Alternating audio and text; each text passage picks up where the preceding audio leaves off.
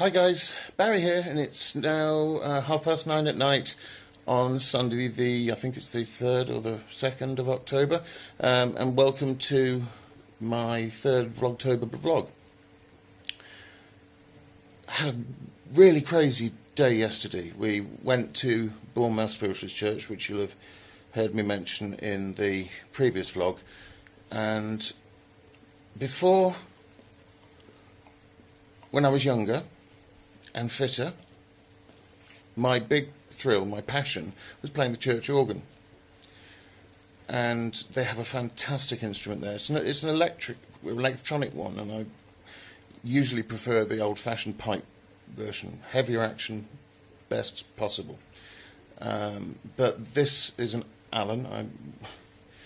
I shouldn't really be product placing, but they are known as one of the best makes of digital and electronic organs, and I've always called that organ my baby because I helped design the current settings on it. So you have little buttons that preset it so you get certain sounds. Whichever button you press saves you having to keep pulling stops or pressing the tabs down, so it just makes life a bit smoother and easier for the organist. What I forgot was it's 25 years since I sat on that organ. Please don't make your own jokes up.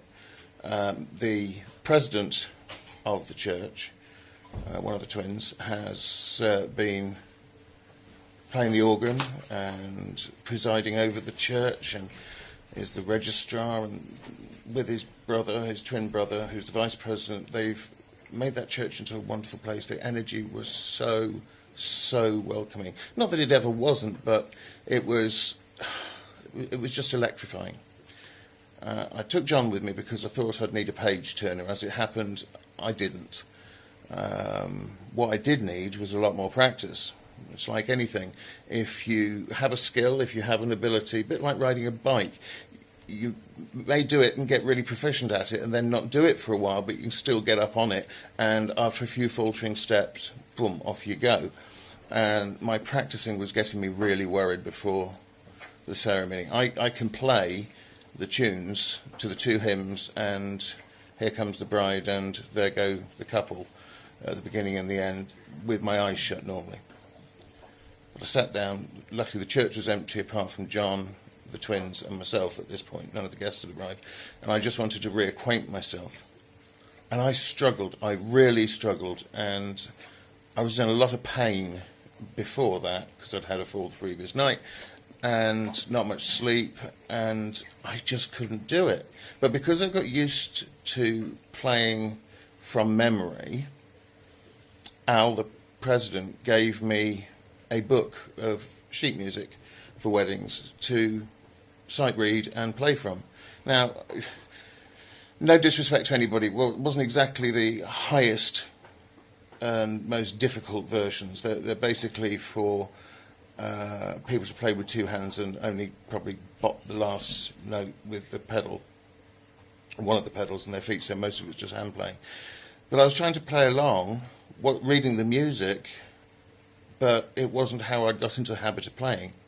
So I had to learn really a completely new technique. And during the service, John was sat on the stool next to me, and he had to give me healing just to get me to the end of the service.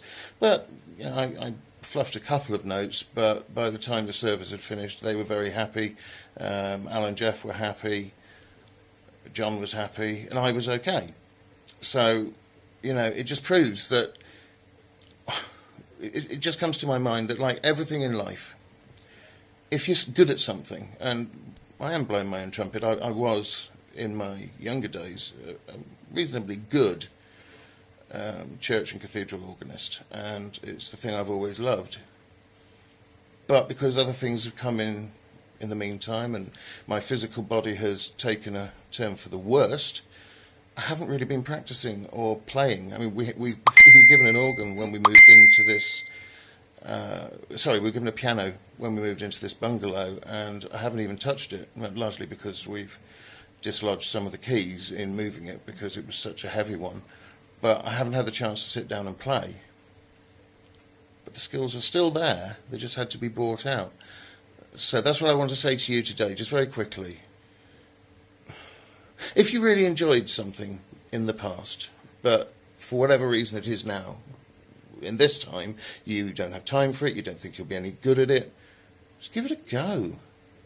You may surprise yourself, and you'll find that some of those things that have happened in your past will give you even more pleasure as you progress and move into your older age, middle age, then senior's age.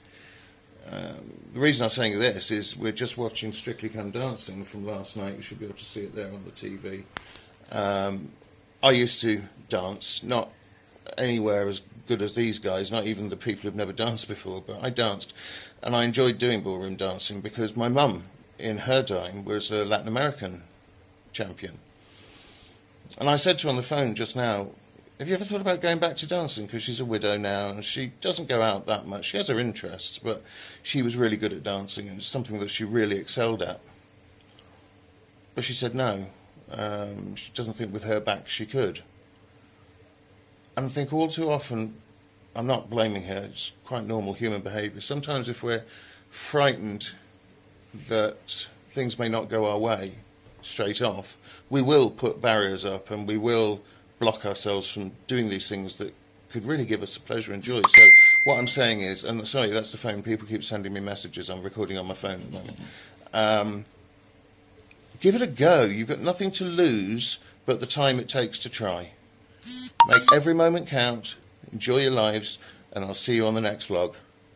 Again, if you've liked what you've seen, and the same goes if you'd also pop over to John's channel, Borderline John, and flick through his fairly extensive library now. If you like anything you see, please click the button below and comment, share, subscribe.